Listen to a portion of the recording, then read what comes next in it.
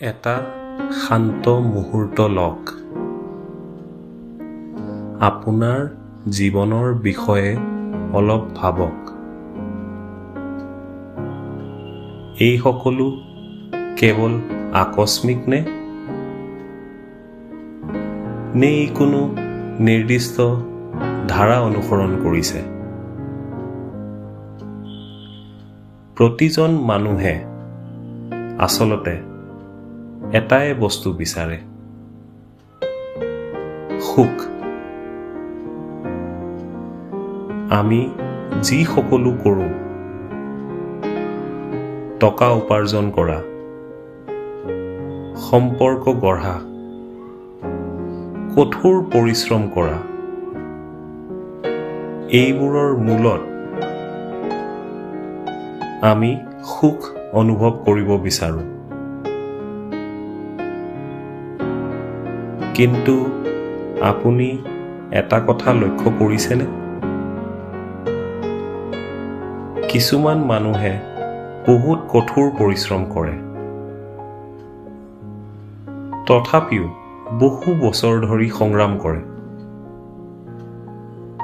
আনহাতে কিছুমান মানুহ আৰম্ভণিতে একেবাৰে সাধাৰণ যেন লাগে, কিন্তু পিছত ডাঙৰ সফলতা লাভ কৰে। এইটো কিয় হয়? এইটো কেৱল পৰিশ্ৰম নে কেৱল ভাগ্য? নে ইয়াৰ আঁৰত কোনো গভীৰ নিয়ম আছে যিয়ে আমাৰ জীৱনক গঢ় দিয়ে? আমাক সঘনাই কোৱা হয় যে ভৱিষ্যত অনিশ্চিত। কোনোৱে নাজানে কাইলৈ দিনটোৱে কি লৈ আহিব। কিন্তু এইটো সম্পূৰ্ণ সত্যনে?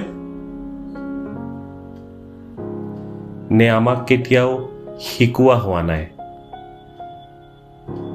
জীৱন আচলতে কেনেকৈ কাম কৰে? বিগত কেইবছৰত আমি কিছুমান শক্তিশালী আধ্যাত্মিক নীতি অধ্যয়ন কৰিছোঁ। এনে নীতি যিয়ে বুজায় কিয় ঘটনাসমূহ ঠিক এনেকৈয়ে ঘটে। আপোনাৰ জীৱন আকস্মিক নহয়। এয়া এনেই হৈ থকা নাই।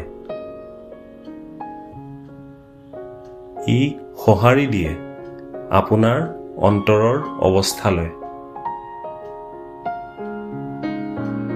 এই চেনেলত আমি এই নিয়মসমূহ অন্বেষণ কৰিম। আমি বুজিম কেনেকৈ সচেতনভাৱে আমাৰ ভৱিষ্যত গঢ় দিব পাৰি, জীৱনত কেনেকৈ আনিব পাৰি সুখ, শান্তি, সমৃদ্ধি আৰু সামঞ্জস্য বা হাৰমনি। যদি এই কথাবোৰ আপোনাৰ বাবে গুৰুত্বপূৰ্ণ, তেন্তে আমাৰ সৈতে থাকক, কাৰণ আপুনি যি শিকিবলৈ গৈ আছে সেয়া আপোনাৰ জীৱন চোৱাৰ ধৰণ সলনি কৰিব পাৰে।